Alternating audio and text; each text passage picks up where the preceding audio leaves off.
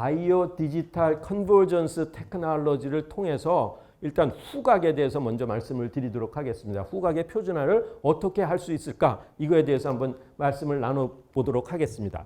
자, 후각이 대상으로 하는 건 냄새입니다. 냄새를 맡는 기관이 후각 기관이죠. 근데 냄새란 무엇인가라는 이 제목이, 이 타픽이 굉장히 필로소피컬하게 들리잖아요. 실제로 철학자들이 오랜 동안 이 화두를 두고 생각을 했습니다. 심지어 소크라테스 이전 철학자 중에 데모크리토스라는 철학자가 있는데, 그 데모크리토스는 원자론을 그 시절에 그 수천 년 전에 원자론을 주장해 갖고 아마도 이 세상에 있는 모든 물질은 조그만 알갱이로 구성되어 있을 것이다 라는 얘기를 했습니다. 물론 지금 우리가 생각하는 원자하고는 똑같은 개념은 아닐지도 몰라도 하여튼 무조건 작은 알갱이로 이 모든 건 이루어졌을 것이다 라고 그 철학자가 얘기를 했고, 또 냄새에 대해서도 언급을 했습니다. 작은 입자인데 냄새도 작은 입자일 거야. 근데 어떤 건 왜 향기롭고 어떤 건 악취일까? 근데 그분이 생각하기에는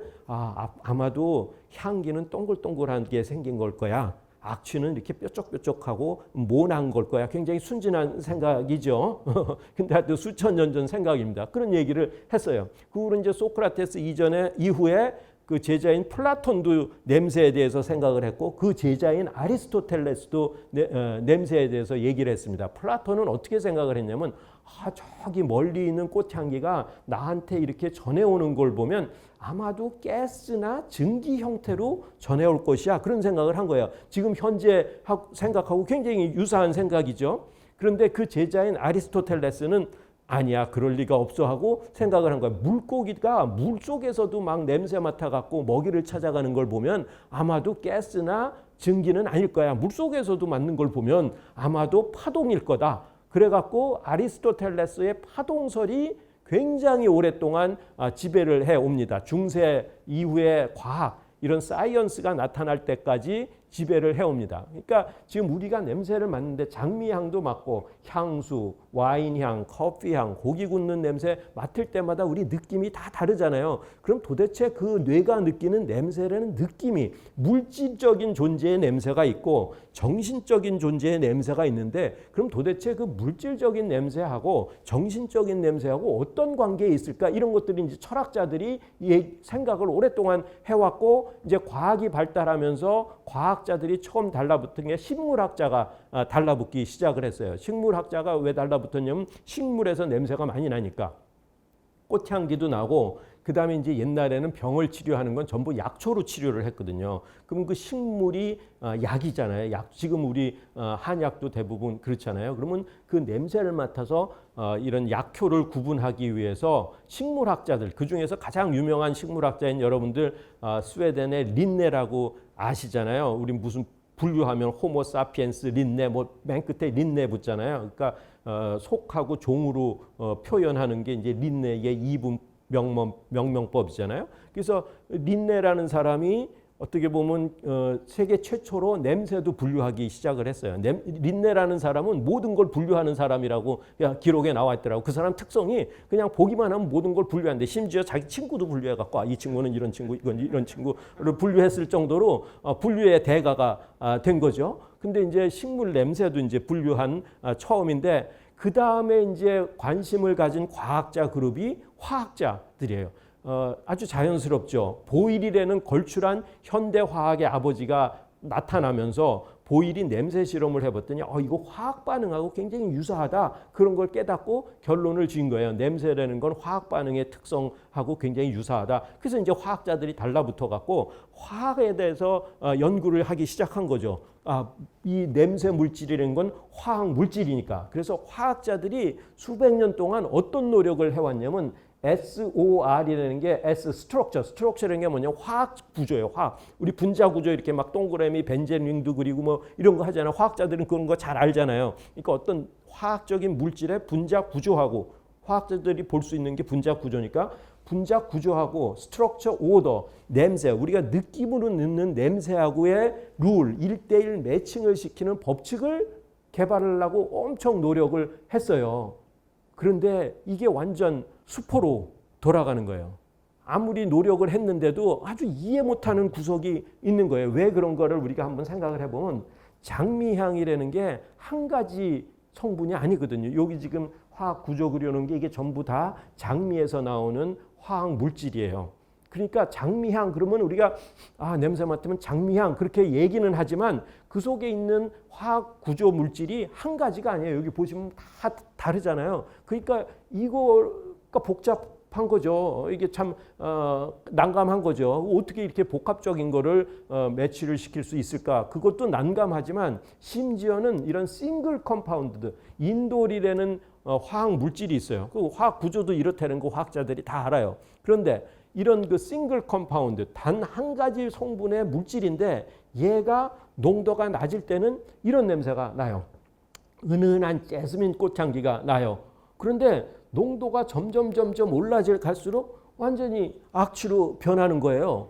그러니까 사람들이 이해를 못 하겠는 거예요. 화학자들이. 아니 어떻게 똑같은 구조를 갖고 있는 물질인데 농도에 따라서 냄새가 뭐 비슷하면 몰라. 세기만 좀 달라지면 몰라. 완전히 다른 물질로 다른 냄새로 바뀌는가. 이게 미스테리죠. 그래서 한 10년쯤 전에 한 20년, 20년 전에 책에 보면 후각 The sense of smell is the most mysterious sense. 가장 신비로운 감각이라고 그냥 딱 나와요. 그 후각이 olfaction이거든요. sense of smell이 olfactory sensation인데 그 후각이라는 건 sense of smell is the most mysterious sense. 신비롭다는 게 뭐예요? 말이 좋아서 신비로운 거지 신비롭다는 건 잘 모른다는 소리죠. 안개가 이렇게 자국이 있으면 뭔가 신비로워 보이죠. 근데 안개가 싹 거치면 신비로감이 없어지죠. 다 눈에 보이니까. 그러니까 신비롭다는 건 잘 모른다는 소리를 조금 좋게 표현한 거죠. 그러니까 이 후각은 미스테리예요. 알 수가 없는 감각이에요. 화학이랑 설명을 할 수가 없어서. 그래서 이게 신비감각인데 드디어 2004년에 노벨상이 나옵니다. 두 명의 리차드 엑셀하고 린다 버기라는 미국의 과학자들이 이분이 이제 생물학을 한 사람이에요. 드디어 이제 생물학이 개입하기 시작해서 처음에 식물학자가 식물 냄새만 맡다가 그다음에 이제 화학자들이 화학 분자 구조를 가지고 하다가 이게 냄새라는 게 이 코 속에 들어있는 뭐가 있어야지 되는구나 하고 생물학자가 달라붙고 2004년에 노벨상이 나오고 이 노벨상의 공로가 바로 냄새를 맡는 원리를 분자 수준에서 이해한 공로로 노벨상이 나옵니다. 자, 화학자들의 접근은 아까 얘기했듯이 냄새라는 물질의 냄새라는 걸 화학 분자 구조하고 정신적인 느낌으로 냄새를 1대1 매칭하려는 게 화학자들의 접근이었어요.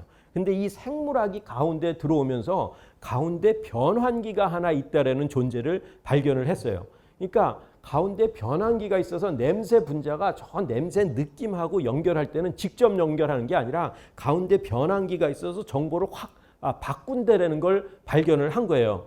여러분들 왜 교류가 있는데 그걸 직류로 바꿔야지만 측정이 되는 거는 직류로 바꾸는 변환기를 통해야지만 이게 되지 교류를 갖고 아무리 해석하려고 해도 안 되는 거잖아요.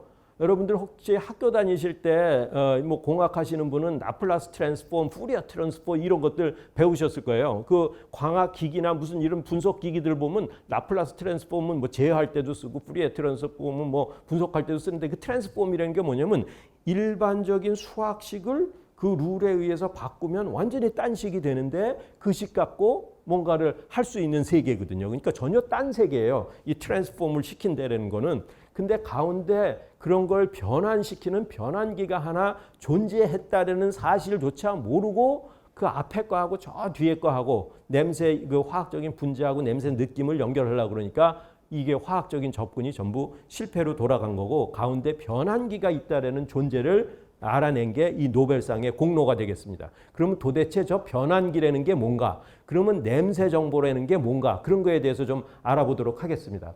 지금 이 꼬마 아이도 굉장히 호기심을 가지고 코 속이 궁금해요. 냄새는 어떻게 맡는 걸까? 코 속이 궁금하네. 자, 우리 이 어린 아이의 호기심을 가지고 함께 코 속으로 여행을 떠나 보겠습니다. 코 속의 후각기관이 어떻게 생겼는가 보면은 우리가 냄새를 맡을 때 대부분 코로 맡는다고 생각을 하잖아요. 그럼 물론 코로 맡아요. 그러면 장미향을 맡을 때 그러면 그 후각기관이 요 위에 있는 부분입니다. 여기 노란색 도톰한 거를 후각망울이라 그러고 그 노란색 도톰한 부분은 이미 뇌예요. 그 밑에 핑크색으로 돼 있는 게 후각 상피 조직이고 거기가 이제 이 냄새 분자가 가서 달라붙어 갖고 정보를 만들어내는 그런 부위인데 정방향 통로, 이 콧구멍으로 막는 통로가 정방향 통로인데 반해서 우리가 음식을 먹을 때는 코로 냄새를 맡는 것보다 이 씹으면서 혀 속에 입안에서 거꾸로 올라가요. 이 역방향 통로라는 게 있어갖고 후각기관에 다다르긴 다다르는데 콧구멍을 통해서 들어가는 게 아니라 입에서 뒤로 이렇게 통로를 통해 갖고 맛을 보는 거예요. 그러니까 우리가 맛 그러지만 사실은 맛이라고 얘기하는 거에 굉장한 부분이 후각이 담당하고 있다는 걸 우리는 알아요.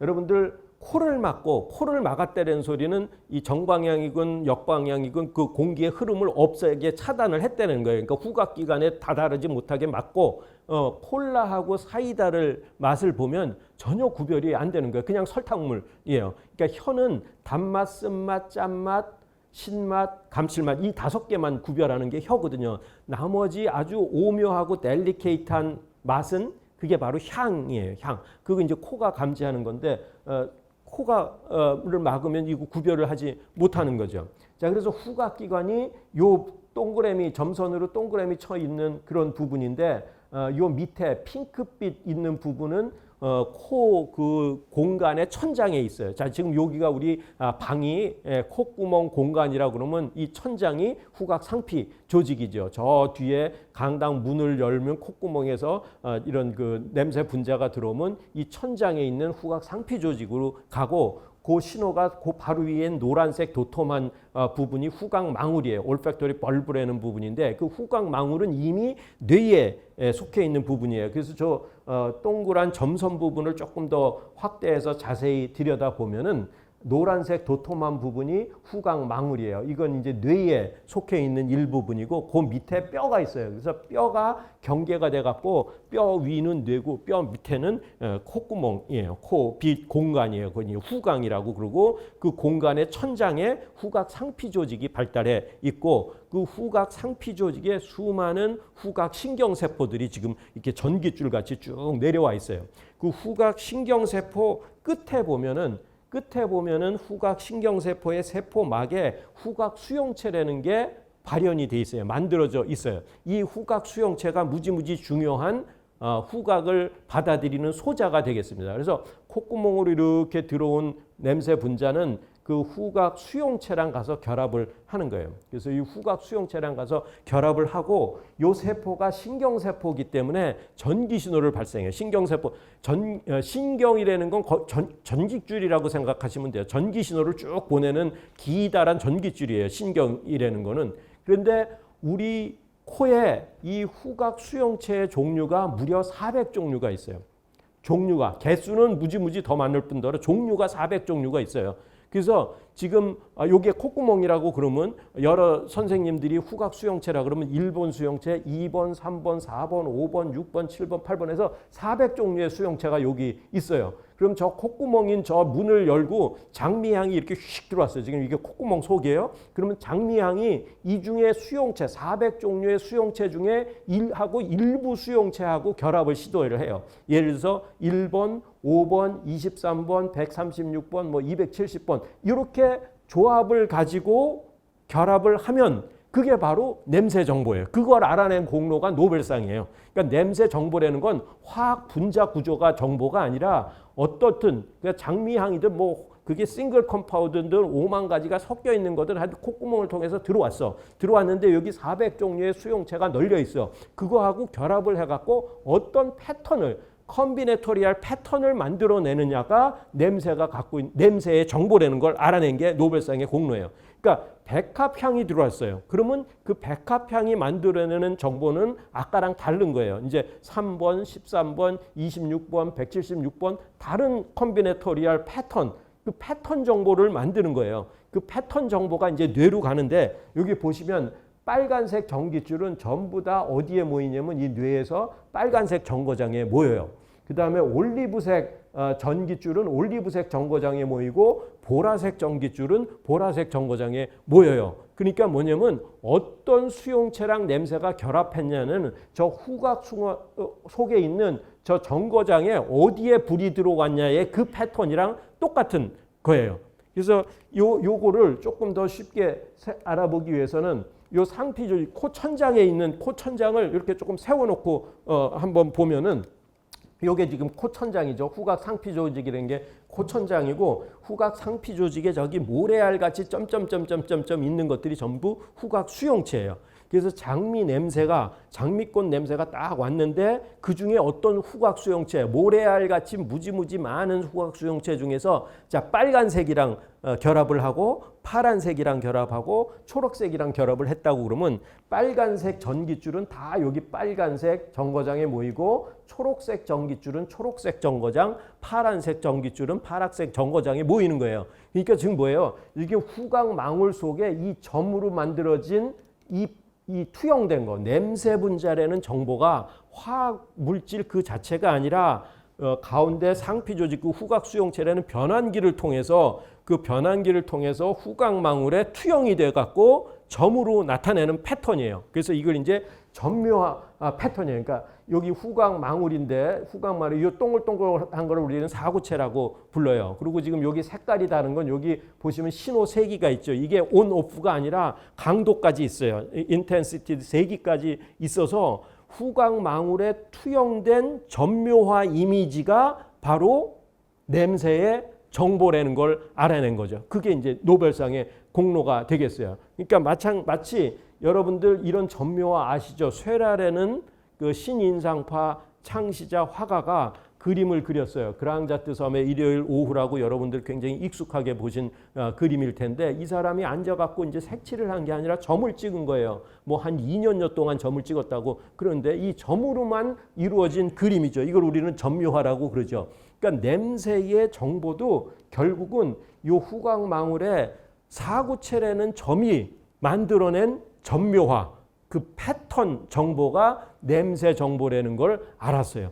그러려면 우리 코가 맡는 냄새 정보를 받아들이려면 어떻게 해야 돼요? 이런 패턴을 알아야지 된다는 거죠. 그러니까 패턴 정보예요. 그래서 이 패턴 정보의 특징이 뭐냐면은 말로 표현하기가 너무 힘들어요. 여러분들 냄새를 말로 표현하실 수 있을 것 같아요. 오렌지 냄새, 뭐 이렇게 사과 냄새. 그러니까 명사를 써서는 할 수가 있어요. 그런데 사과를 맡아보지 않은 사람은 표현을 할 수가 없어요. 그죠? 형용사가 없어요. 그 냄새에는 뭐 구수한 냄새 뭐 이렇지만 그 구수한 냄새가 누룽지 냄새인지 된장국 냄새인지 알기도 애매해요. 그 색깔들은 다 나름대로 용어들이 있죠. 그리고 코드들이 있죠. 근데 그래서 냄새는 지금 내가 맡는 냄새를 저 미국에 있는 친구한테 말로 설명할 수가 없어요. 옆에 있는 친구한테도 설명할 수가 없어요. 야 와서 맡아봐 그래. 이 냄새구나 이렇게 아는 거죠. 그러니까 이 패턴 정보가 말로 설명하기 힘든 거를 우리가 쉽게 볼 수 있는 것 중에 하나가 이런 거예요. 사진이 여기 지금 수백 장이 붙어 있어요. 여러 할머니들 사진이 붙어 있는데 이 중에서 당신 집 할머니, 친할머니 사진 찾아보세요. 그럼 금방 찾죠. 우리 할머니 사진 이렇게 많은 할머니 얼굴 중에서 우리 할머니 얼굴을 찾죠. 자 찾았어요? 그러면 할머니가 어떻게 생겼는지 말로 해보세요. 그럼 말을 못해요. 딴 할머니하고 뭐가 다른지 다 비슷비슷하게 생겨서 눈도 두리고 콧구멍도 두리고 이런데 말로 설명할 수가 없어요. 뭐 특징적으로 여기 상처가 있어요. 뭐 이런 거는 할 수 있지만 일반적으로 얘기를 할 수가 없어요. 그러니까 패턴이라는 거는 랭귀지로 표현하기가 너무 힘들어요. 그러니까 우리가 포토 아이디 여기 메고 다니잖아요. 자, 나 이런 사람이에요. 나 뭐 어떤 사람이에요. 말로 설명하지 않고 그냥 보여주는 거죠. 이 패턴을 보여주는 거죠. 이미지를 보여주는 거죠. 그러니까 냄새도 결국은 그 정보를 잡으려고 그러면 랭귀지로 되지 않아요. 보캐뷸러리로 되지 않아요. 이게 힘든 게 지금 관능법, 사람은 냄새 맡아갖고 말로 표현하려고 그러니까 너무 힘든 거예요. 그러니까 근데 냄새는 정보가 패턴 정보라는 거죠. 그러니까 냄새의 아이디를 잡아내려면 패턴으로 잡아야겠다라는 거죠. 그래서 이 냄새 분자라는 건 5만 가지 화학 물질이 섞여 있지만 그 화학 분자 itself가 냄새가 아니라 이 후각 수용체에는 변환기를 통해서 400개 종류, 여기 이제 점이 바둑판 같이 있는데 가로가 20, 세로가 20개라고 그러면 400개의 방이 있잖아요. 그 방 하나하나에 후각 수용체 한 종류씩 있다고 생각하면 지금 여기 400종류가 있는데 저런 냄새 분자가 이 변환기를 통해서 이런 패턴 정보를 만들어낸다. 저 패턴 정보만 알 수 있으면 바로 우리가 냄새의 정보를 잡아낼 수 있겠다라는 거죠. 그래서 그렇게 잡아낼 수 있으면 여기 요거가 이제 20 바이 20이라 그러면 400개의 수용체에 어느 수용체에 이걸 이제 우리가 메저러블 시그널, 가장 쉽게는 디지털 시그널로 잡든지 아니면 광학 시그널로 잡든지 형광 시그널로 잡든지 해갖고 요 패턴을 잡을 수만 있으면 우리가 지금 QR 코드 쓰듯이 요새 어디 음식점 들어갈 때 뭐 이런 거 띡 하고 들어가잖아요. 그러면 이제 자기가 아이덴티파이가 되는 거잖아요. 자기 정체가 밝혀지는 거잖아요. 그러니까 그 냄새의 정체를 밝힐 수 있는 아이디로 이런 패턴을 쓸 수뿐이 없다라는 거죠. 그러면 이런 거를 만드는 디바이스를 우리가 만들고 그런 디바이스를 표준화해야지 되는 니즈가 생기는 거죠. 자, 오감의 표준화에 대해서 조금 정리를 해보면 아까 말씀드렸듯이 시각, 청각, 촉각, 후각, 미각. 시각은 측정 대상이 색깔이에요. 그죠? 빛, 색깔이죠. 그리고 그걸 측정하는 장비들이 있어요. 기기들이 있고 그 측정 기준이 있어요. 몇 나노미터 파장이다 그러면은 딱 그 색깔이 나와요. 뭐 한 700 몇씩 그러면 적외선이라서 안 보이는 거고 뭐 300 나노미터 돼 그러면 자외선이라 갖고 안 보이는 거기 가시광선 레인지에 있어서 뭐 한 500몇 그럼 뭐 한 빨간색 정도 되나 뭐 이렇게 아주 잘 well identify가 돼 있는 거, well define이 돼 있는 거죠. 그 나노미터로 파장을 측정을 하면 소리도 마찬가지예요. 우리가 청각은 소리를 내는 정보를 듣는데 그거를 잡아들이는 음향 기기들이 아까 녹음기도 말씀드렸지만 잘 발달돼 있고 그 주파수를 측정하면 소리의 높낮이를 우리가 측정할 수 있어요. 그다음에 촉각도 뭐 압력, 온도 이런 재는 디바이스 그런 온도나 압력에 대한 단위도 잘 셋업이 돼 있죠.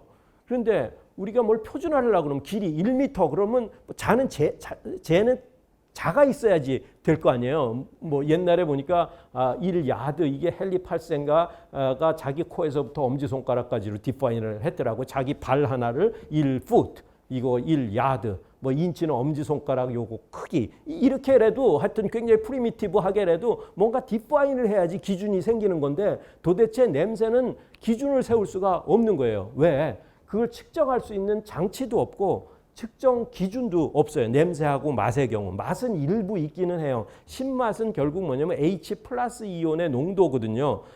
이게 산임은 pH, H 플러스 이온 농도가 pH잖아요. pH 미터로 측정이 가능해요. pH가 낮으면 굉장히 신 거잖아요.